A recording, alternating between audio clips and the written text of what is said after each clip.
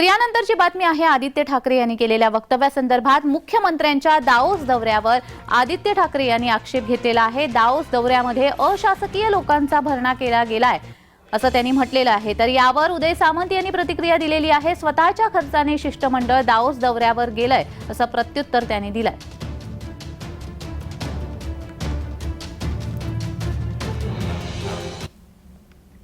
नेमका आदित्य ठाकरे काय म्हणालेत आणि त्यांना उदय सामंत यांनी काय प्रत्युत्तर दिलंय पाहूयात।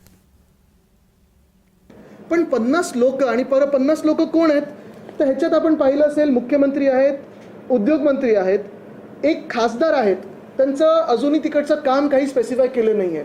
त्या खासदारांचा खर्च कोण करणार आहे? राज्य सरकार करणार आहे की केंद्र सरकार करणार आहे की स्वतः करणार आहेत? एक माजी खासदार देखील चालेत। म्हणजे मला वाटतं ऑफर अशी आहे हल्ली की मागच्या वेळी जेव्हा तुम्ही गद्दारी केली होती तुम्हाला नुसतं इकडे सुरत बिरतला नेलं होतं। आता जर तुम्ही गद्दारी कराल तर तुम्हाला थेट डायव्हर्सला देणार आहेत। बघा तुम्हाला कोणाला जायचं आहे का? महाराष्ट्राच्या जनतेला एक शब्द आणि वचन देतो। 19 तारखेला आल्यानंतर पुढच्या 2 दिवसामध्ये शासनामार्फत खर्च झालेल्या रुपयांचा हिशोब हा महाराष्ट्रातल्या जनतेला दिला जाईल आणि पुराव्याचे आकडे जे आहेत त्याच्याकडे आपण एक मनोरंजन म्हणून बघावं, एक विरंगुळा म्हणून बघावं।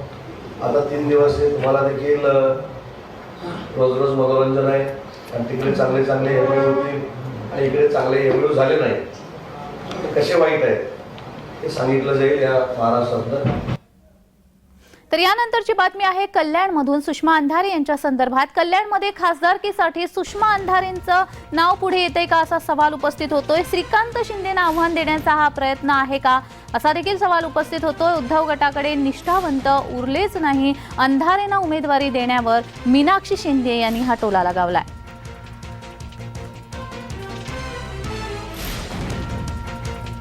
कल्याणमध्ये खासदारकीसाठी सुषमा अंधारेंचं नाव पुढे येते का असा आता सवाल उपस्थित व्हायला लागलेला आहे। उद्धव गटाकडे निष्ठावंत उरलेलेच नाही अशी टीका मीनाक्षी शिंदे यांनी केलेली आहे। श्रीकांत शिंदेंना उद्धव गटाकडे निष्ठावंत उरलेलेच नाही अशी टीका मीनाक्षी शिंदे यांच्याकडनं करण्यात येते। अंधारेंना उमेदवारी देण्याबद्दल मीनाक्षी शिंदे यांनी टोला लगावलाय।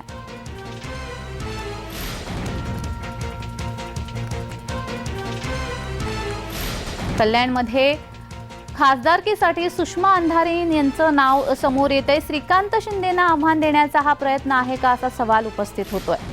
तर उद्धव गटाकडे निष्ठावंत उरलेलेच नाहीत असं सुषमा अंधारे यांच्या बाबत मीनाक्षी शिंदे म्हणालेले आहेत। कल्याणमध्ये खासदारकीसाठी सुषमा अंधारे यांचं नाव समोर येत आहे। श्रीकांत शिंदे यांना आव्हान देण्याचा हा प्रयत्न आहे का असा देखील सवाल आता उपस्थित होतोय। लोकसभेसाठी सुषमा अंधारे यांचं नाव समोर येत आहे, त्यामुळे श्रीकांत शिंदेंना आव्हान देण्याचा प्रयत्न केला जातोय का असा सवाल आता उपस्थित होतोय। उद्धव गटाकडे निष्ठावंत उरलेलेच नाहीत असं मीनाक्षी शिंदे यावेळी म्हणालेले आहेत।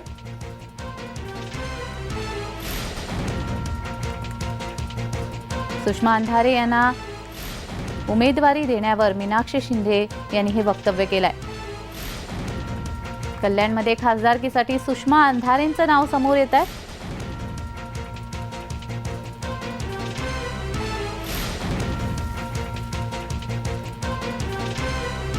आणि आम्ही काही पदाधिकाऱ्यांनी मध्यंतरी हे केले होते की सुषमाताईंना